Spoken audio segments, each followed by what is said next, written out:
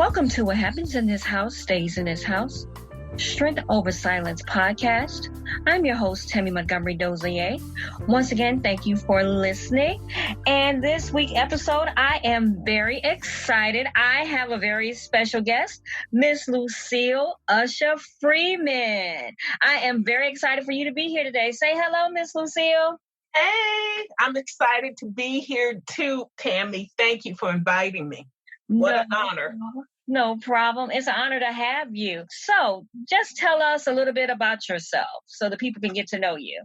I'm a writer, also an entrepreneur, but as far as writing, I've written for newspapers, Chicago Defender, the Southtown Economist, the Beverly Review, magazines, Black Elegance, Chicago After Dark, and I've also written books, Stretch Your Wings, Famous Black Quotations for Teens, Silly Caterpillar. Today, my sister is getting married.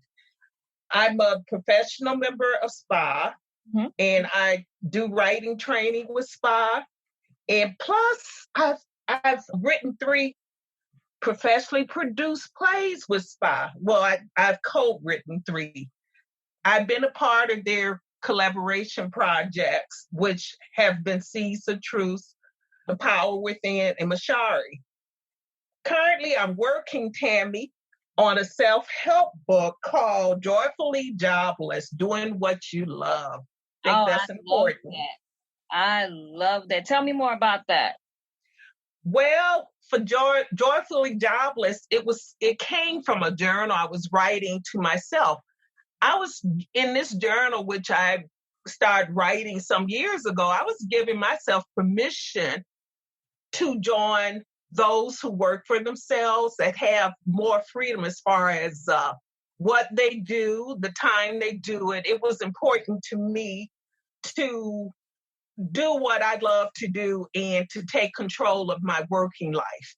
Because you spend so much time working, Tammy, you need to be doing something you really enjoy. I love that you said that. You had to give yourself permission. I think sometimes in society, we are so busy trying to make it work out in society when we shouldn't be there. So you gave yourself permission that it was okay for you to not be in corporate America or not be in the school system to work for yourself. I think that is excellent. How long have you been working on this project?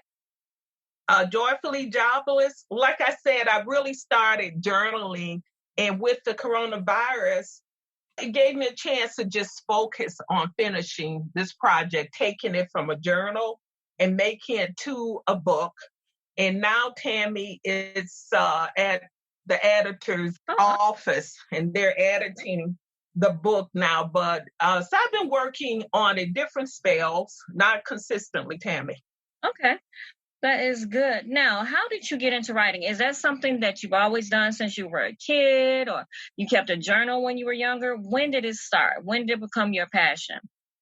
I can't remember a time I wasn't writing because I started when I was very young. And I tell people writing chose me rather than me choosing writing. I think it's something I was destined to do because when I picked up a pencil and pen, hey, I was gone from there. I did a short story. They published it in the school newspaper, and I was probably about 7. I just started writing, and I have not put the pen down. I kept diaries when I was young. Now that I'm older, I call it a journal. Okay. That is beautiful. Now, I have a question, like for those writers that are out there, how would you tell them to go about getting started? Like a lot of people, we're with SPA, Speakers, Publishers, and Authors Association. And the biggest thing that people have questions about is, what about if I can't write, or everything isn't spelled correctly, or they just feel intimidated by writing? They don't feel like they're good writers. What would you say to them? When you say that, Tammy, I think about my sister who tells me, I don't write. But she journals. And I did not know until recently that she's been journaling for years.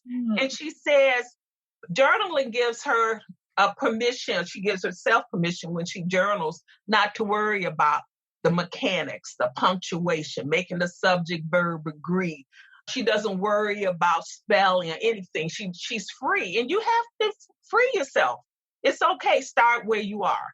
You can't set this high level, oh, I have to be Olympic writer. Hey, you start where you are. And I tell people that writing is a learned skill like swimming. You have to get in the pool. You can't just read about swimming. You need to get in the pool, and first you may learn to float. Mm-hmm. Okay, but it's okay. Give yourself permission to do the best you can. And if you need, there's people that make a living doing what you can't do. If you feel like I'm not good at the grammar, that's okay. Tell a story.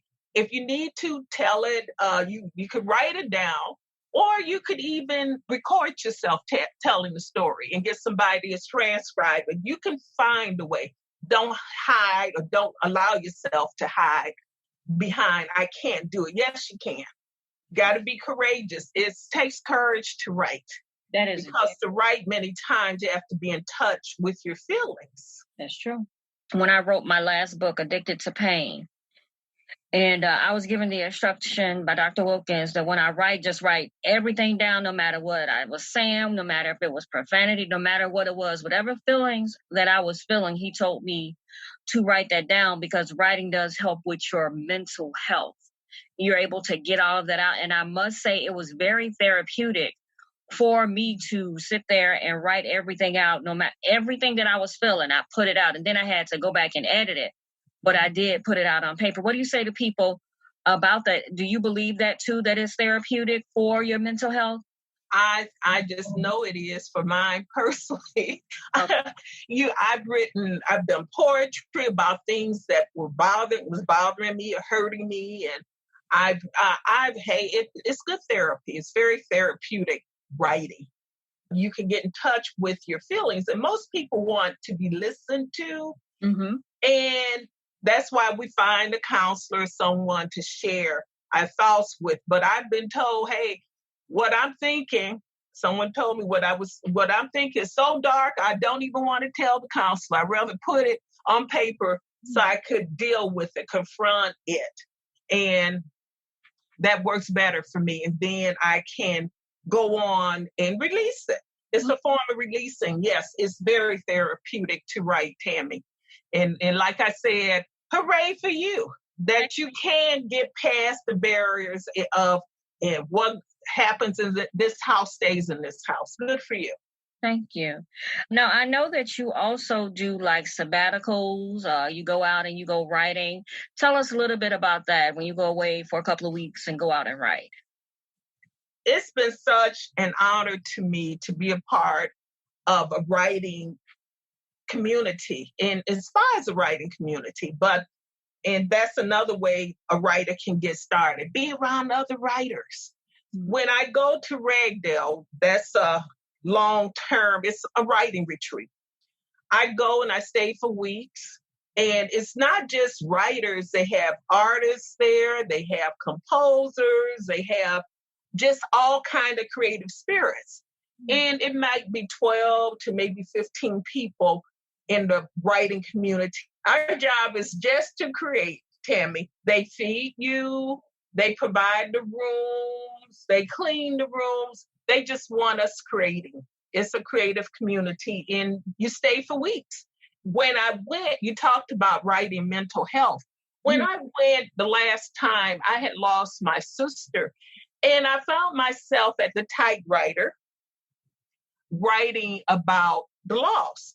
And I would write and I would cry. I would write and cry. Someone said, are you going to still go to Ragdale since you've had such a tremendous loss? It's like, that's where I need to be so I can let my emotions out on paper.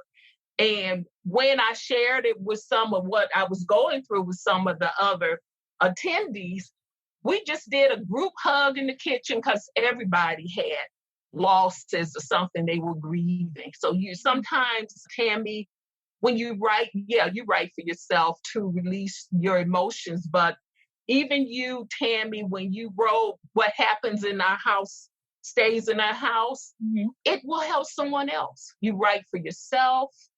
It helps you. It helps the whole world, Tammy. That sounds awesome. So to be a part of that community, to be able to write, is that something that you're invited to, or can you apply for it, or how does that work?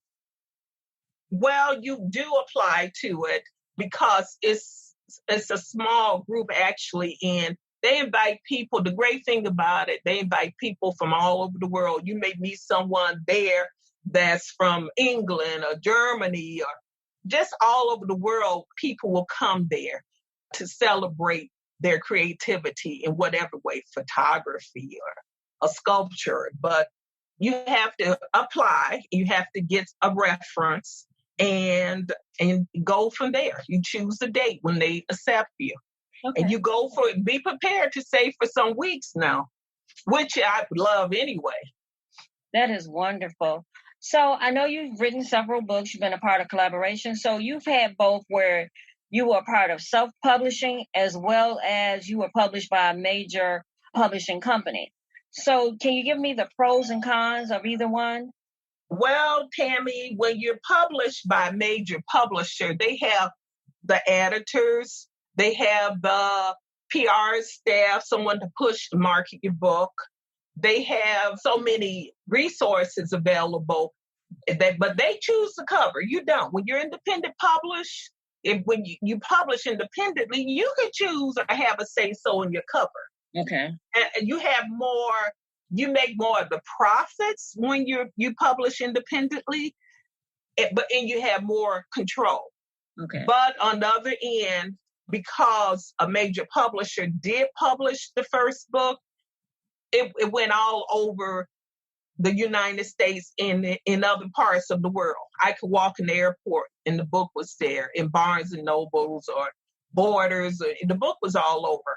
That sounds awesome. So basically what you're saying that self-publishing, you have more control, but the other part, if you're published by a major company, you get more out there. Everybody sees more of it. But self-publishing, you pretty much have to market all of that yourself. Right. So, but then again, it's a growth opportunity. It's, for me now, it's something that can be intimidating. Okay. If you've never done the marketing yourself, taking on the whole role of marketing. But it's a growth opportunity as well, Tammy. Okay. And it's wonderful that we have a choice these days. That's true. Yeah, so that's what I'm enjoying, having a choice.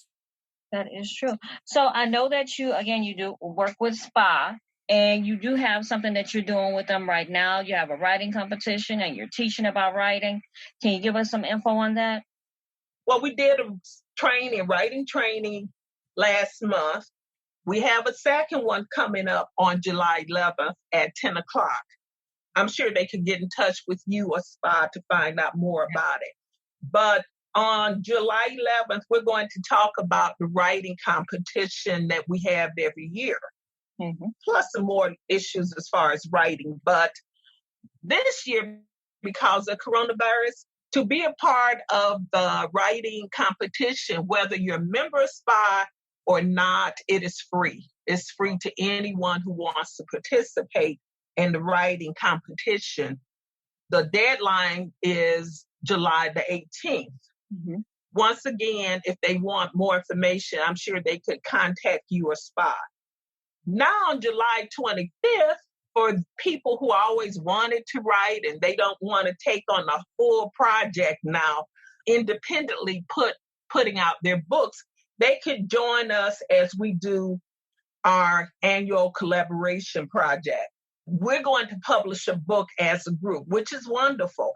Yes, definitely. And what a wonderful opportunity. I know you've been in it every time or several times, Tammy. I've been in all time. Only thing that I didn't do was the poem book, the poetry book. That's the only thing I didn't do. But you're going to be in this year's, Tammy. Don't want to put you on the spot. Are you going? Yes, I am. Yes, I've been about a subject, not sure what I want to write about. I'm thinking about diving into a little bit of fiction. I've never done fiction before, so I want to see how creative I am. So I might just see how I can go about doing that. So good for you. Good for you. Oh, and I did check out that Scrivener that you told me about. That seems so awesome. And Scrivener is one of those it's like a word processing, I believe. Is it something like that? It's software for writers. And I learned about that from when I was at Ragdale, because it's important to be around other people who want to do what you're doing, like SPA, your tribe. I learned from a girl who was a prolific writer about Scribner. It's only about $40, 40, 50. It's not that much. It's software designed just for writers. It saves periodically. It's set up so you could drop your chapters into it. It's really wonderful. So it has been a life changer for me as far as writing. It helps you organize what you're writing. So I would suggest you check it out. But I don't want people to think that that's the only way they can write. You could just use a paper and pen and write as well, if you want to use Word or whatever. So you don't necessarily have to have that to write a book. Because that can be intimidating too. But I know the program, the software I did, I am in like the little trial part of it. I looked at it like, oh, I can use this. So I do appreciate you talking about that before. So very, very good.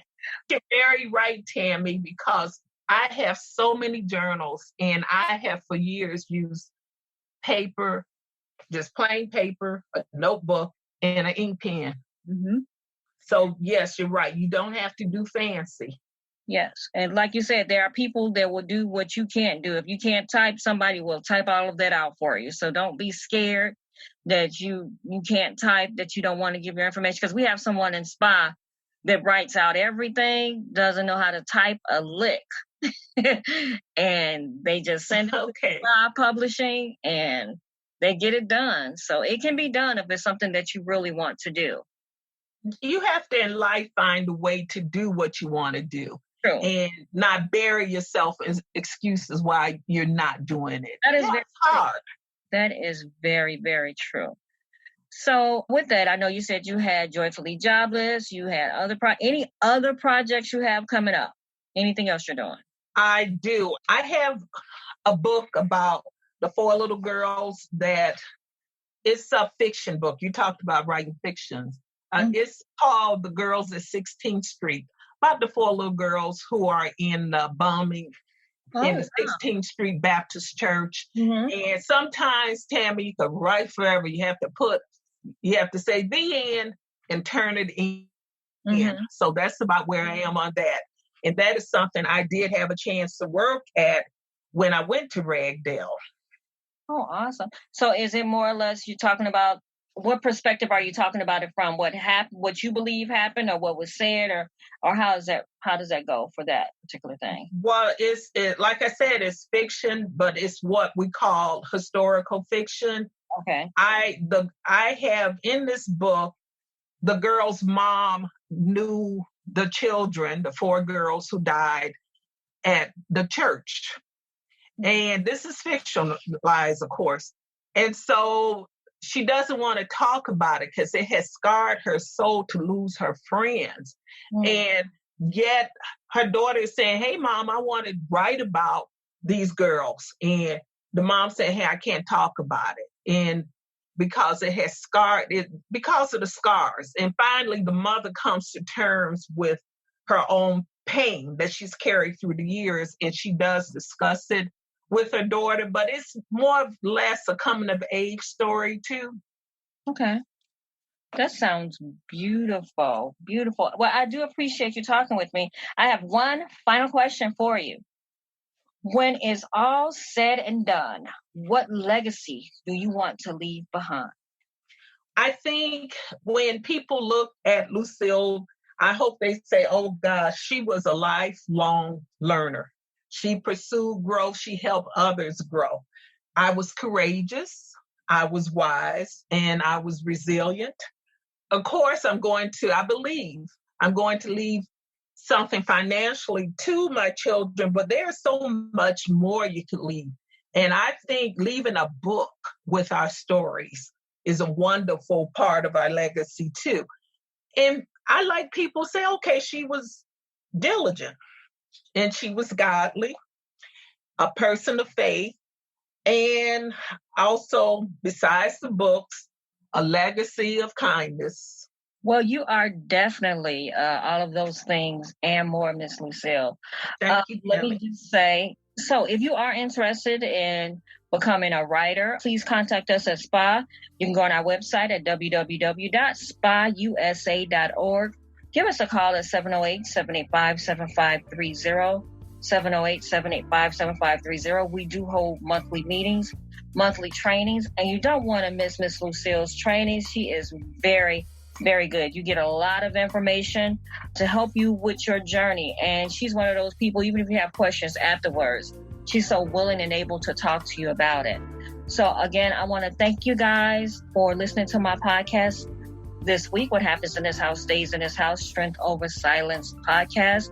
My email address is tammym@cboconsulting.net, website www.connectedbyloveconsulting.net. Thank you guys and have a great week.